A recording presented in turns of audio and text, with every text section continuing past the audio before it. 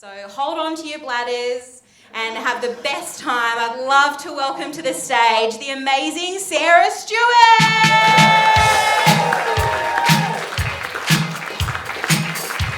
Thank you, everybody. Thank you. Oh my goodness. Thank you. Well, she's hilarious, isn't she? She's funny. So here we are again. I just remind you, I think I've already said that I've been married for nearly 40 years. I know what you're thinking, and you'd be right. Hell of a long time to be faking orgasms. I'm 62 in a couple of weeks, and I went to see Barbie the other day. Anyone been to see Barbie, the film? Yeah, it's great, wasn't it? So now, after all these years, I'm all about female empowerment. And I've decided from now on, I'm not going to shave down there anymore. Because let's face it, at my age, no one's going anywhere in that direction. Except maybe an aged care worker. That's what my husband's calling himself these days. Oh my gosh, there's a spider. All the way down. Ooh, crikey. It's only a little one, I'll have to ignore it. I was watching telly the other day, and there was this lovely 90-year-old chap. And he was so cute. He was saying that when he looks at his wife, he sees the 20-year-old she was when they first met. Isn't that lovely? Oh, so sweet. My husband, when he looks at me, sees an old lady with a crinkly chicken neck.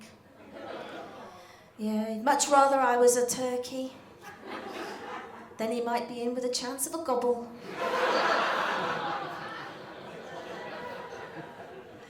We've just come back from a trip, enjoying, exploring the joys of camping. And I can tell you now, there are none. For a start, I got absolutely smashed by mosquitoes. But the thing that really annoyed me was my husband Mark didn't get bitten once. He could lie there, stark bollock naked, and there won't be a mosquito for miles. Except that one time at Hobart Beach. Don't tell anyone, we were doing a bit of nudie sunbathing. And he got bitten right on the end of his todger. And it all swelled up. And the mosquito bite wasn't very nice either.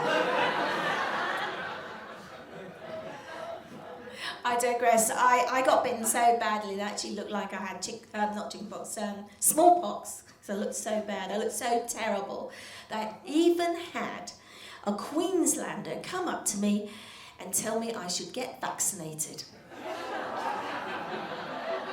Takes a little while to get that one, but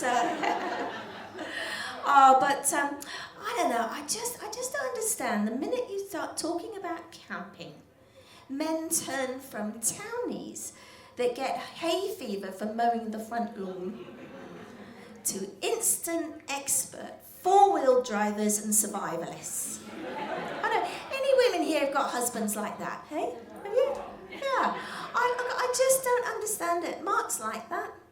Honestly, I don't understand it. The most bush he's ever been is driving over the cattle grid at Tidbinbilla. So when we said we were going to go camping, he went bananas. He went and spent so much money on all this stuff. He bought a bull bar thing. That's that bar thing, isn't it? It goes on the front of the truck. He had great big headlights. What the hell he needs those for, I do not know. And he bought a winch. Even bought a winch, although to be fair to Mark, he did use it quite a few times to drag me out the pub. And the other thing I don't get about men and camping is their obsession with campfires.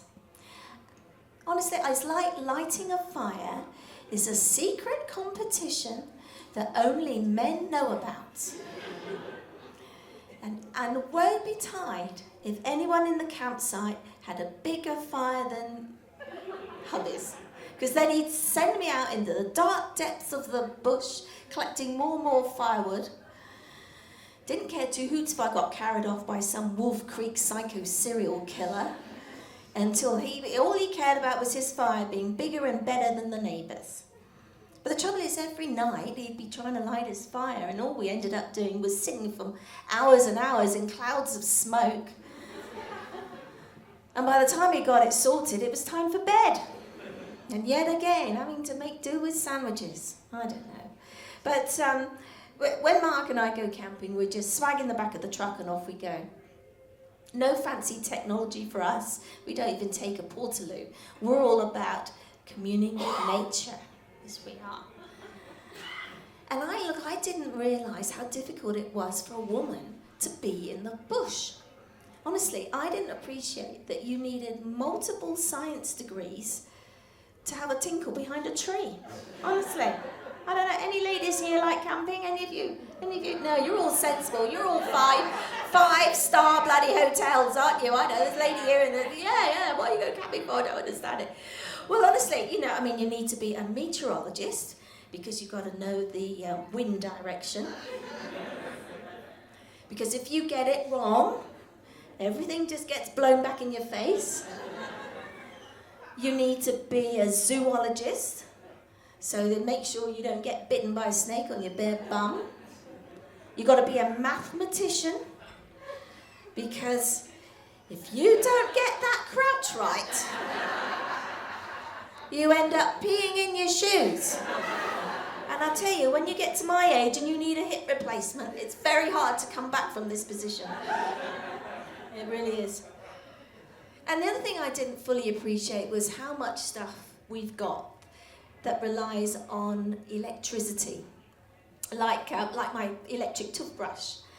And there's more solar-powered, someone thought I was going to say something else then, didn't you? Just hold on there, we're getting to it, all right? Dear. Where was I? Oh, I know. There are a lot more solar gadgets coming on the market, and when I was away, I treated myself to like a little mini solar panel-y thing that I can charge up my phone with. So that was all very exciting.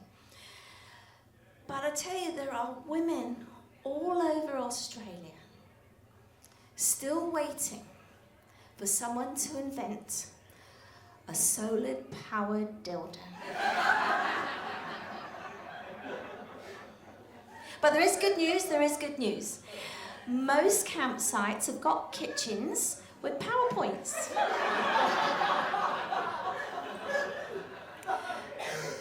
So you can plug in your rabbit and recharge it, and at the same time use it to whip up an omelette. Which makes a very nice change from sandwiches.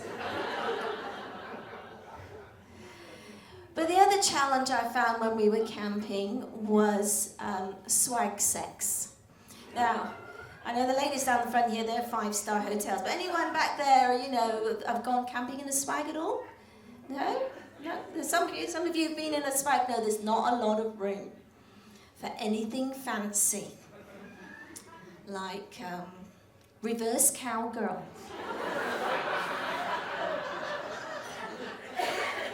Because your head gets stuck in the flaps.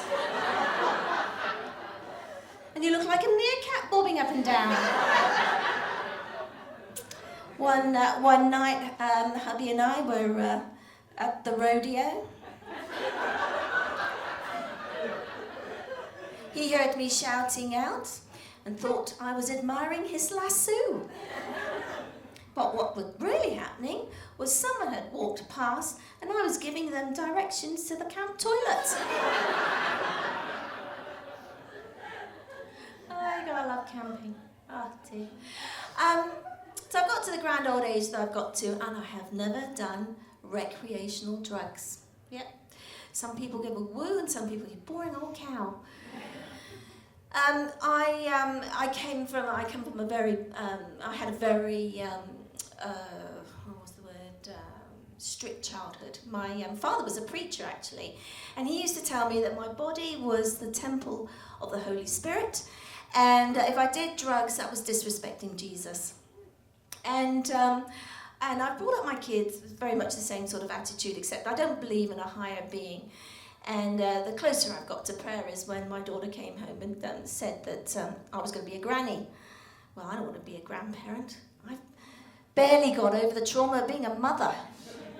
Anyway, she came, oh, here's your fur baby. Oh, thank God. Look, you know, I'm amongst friends, aren't I? You lot are all my friends, aren't you? I have the odd occasional concern about the kids on occasion. You know, like the time that my son, I was called to pick up my son Andrew and his best friend from the police station when they were 14. As you can imagine, I was very worried. I wonder if they'd been up to this time. How much was it going to cost me to spring them? And but anyway, the policeman reported they'd been caught taking solar lights out of people's gardens and putting them in the neighbours'.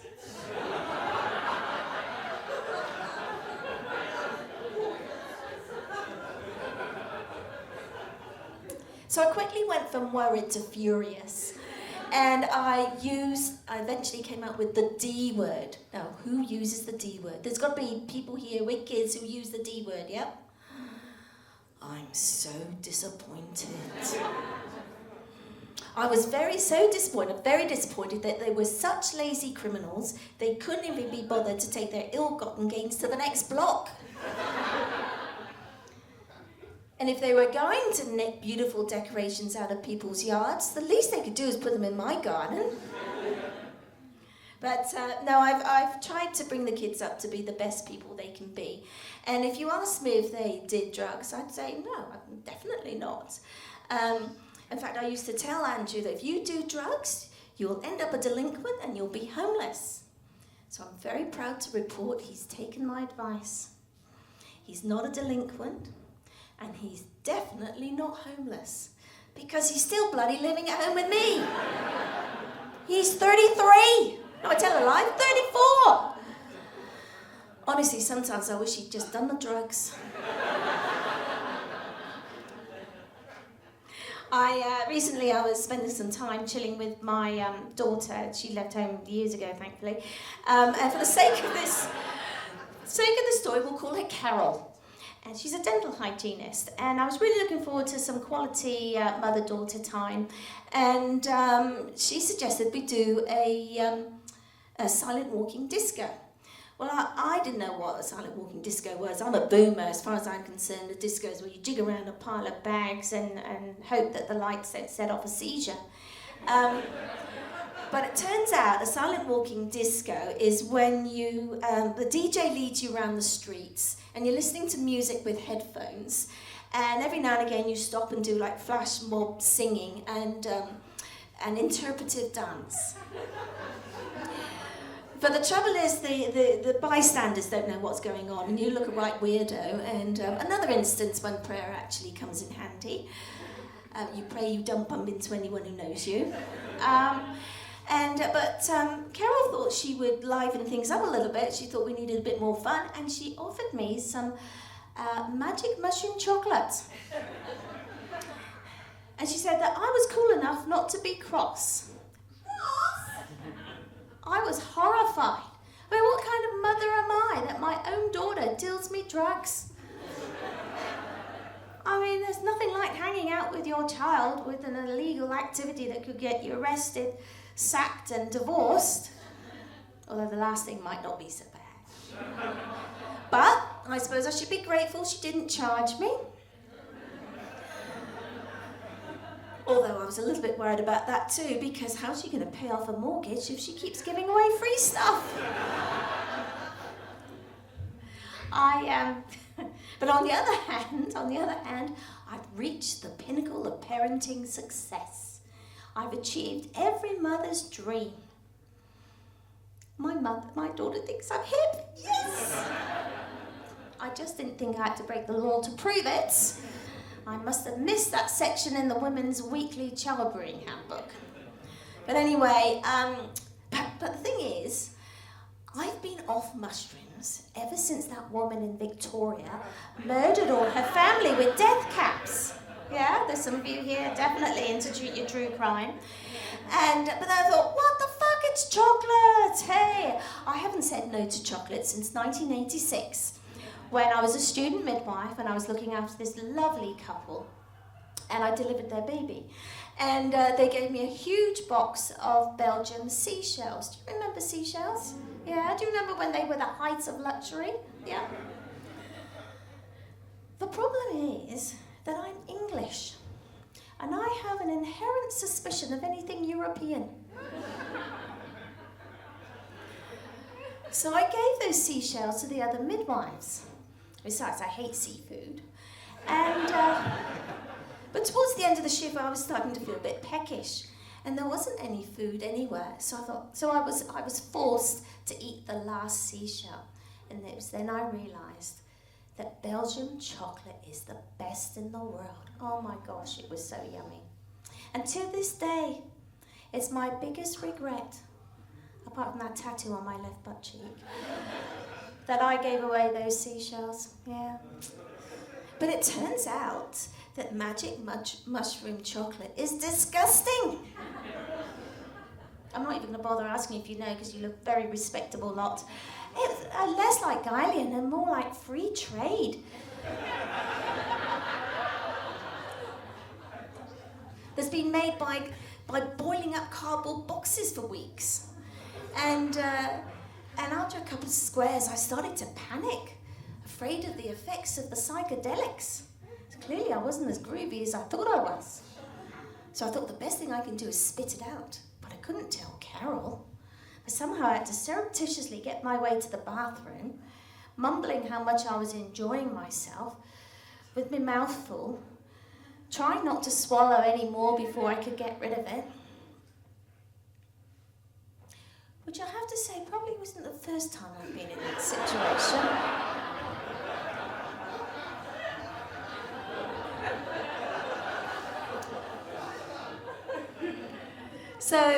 So eventually we made it out of the apartment, and we met up with the DJ, and we put on our headphones, and off we went. I'll give you a little bit of a demonstration. I'll get if you don't mind.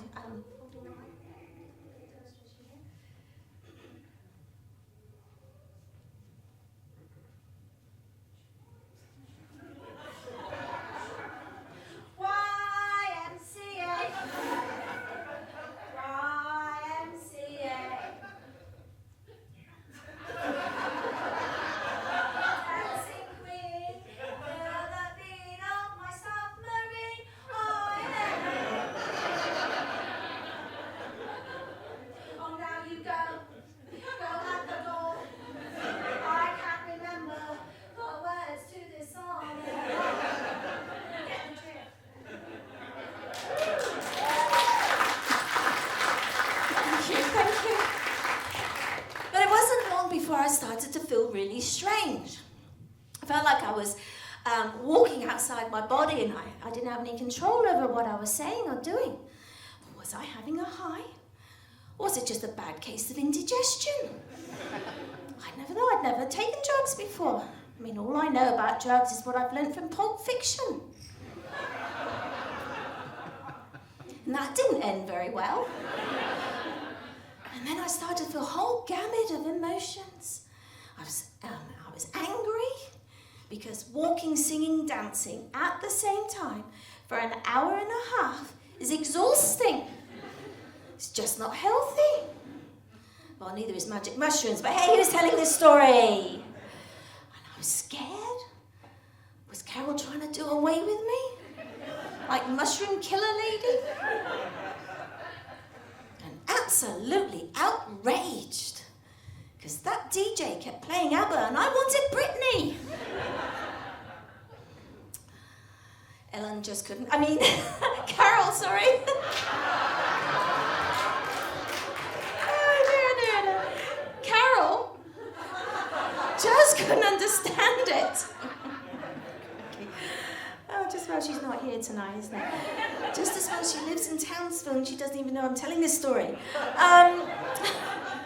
Carol couldn't understand it. She said she'd never known anyone to have such a reaction, and she's been feeling guilty about it ever since. Bloody good job too, if you ask me.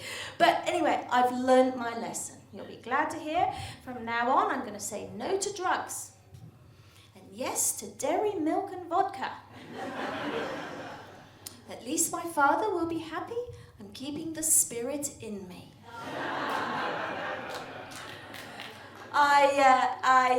Just to finish off, I love those old sayings that Granny used to say. And any of you hear the one? My favourite was, when you always wear your best undies when you go out, because you never know if you're going to have an accident. Have you heard that one? I don't even know where that comes from. Because, you could end up in A&E and the nurses take your clothes off and they see your underwear. Well, at my age, I'm more concerned about ending up in the morgue. And my knickers get seen by the undertaker. So when I go out, I wear my high-rise lacy numbers. And then if I end up in that situation and they're talking about open casket, they've got a choice of which end to display.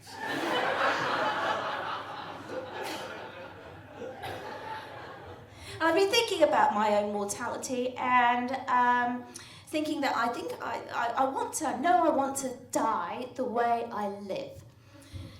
Organised. So I was in Costco's the other day and I bought a coffin on special. Some people say to me they didn't even realise Costco sold coffins. They do, honestly. If you look up at, this is true, look up at the website and you look up under the tab, health and beauty. Honestly, true story. And they do a range of colours. Look, this is my personal opinion, I don't mean to be judgy, but I don't like the white ones. Because I think they're trashy. I know I'll be dead, but as my gran would say, that is not the time to let your standards slip. But I'll be honest with you, I have worried over the years about whether I'd be able to find a coffin that fit. All my life I've had I've had a weight problem, and I'm a terrible yo-yo dieter, and I hate it when I go in the shops and I can't find anything to wear. And I buy a pair of skinny jeans, a size too small, and I think I'll be able to get into them when I'm slimmer. And of course, I never lose weight, do I? In fact, if anything, I put it on. And there you are. There's another outfit I'll never wear, clogging up the wardrobe. And I was afraid the same would happen with a coffin, my coffin. Because how embarrassing would it be if I had a coffin muffin top? And the pallbearers had to climb in on top of me to squidge me in to get the lid on. I'd never live it down.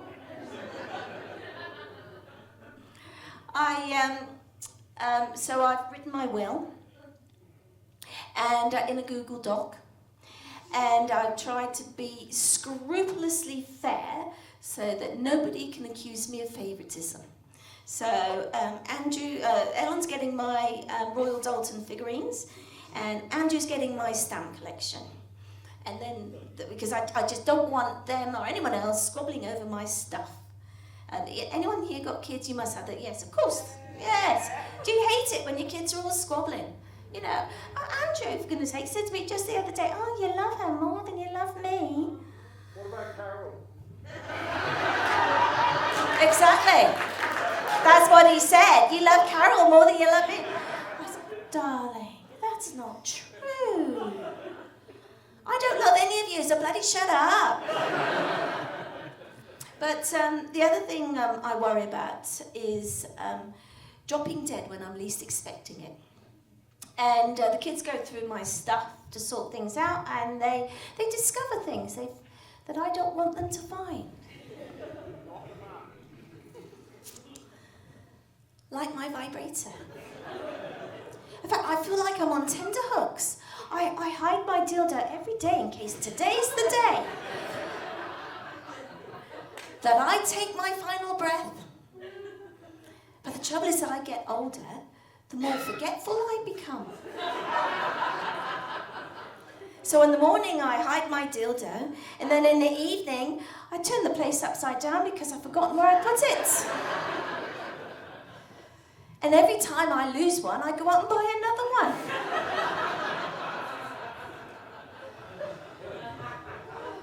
So I've gone from one vibrator in my bedside cabinet to sex toys all over the house. And they all need batteries. But I'm thinking about having a Viking funeral. And I'm going to get the kids to shove me in my coffin and then push me out to the middle of Lake Burley Griffin. And they can pile in all my shit to accompany me to the afterlife. My figurines, the stamp collection, dozen strap-ons. And then they can set me ablaze. I only hope the kids are better at lighting fires than their father. Thank you very much, everybody. You have been an amazing crowd. Caitlin, come on in and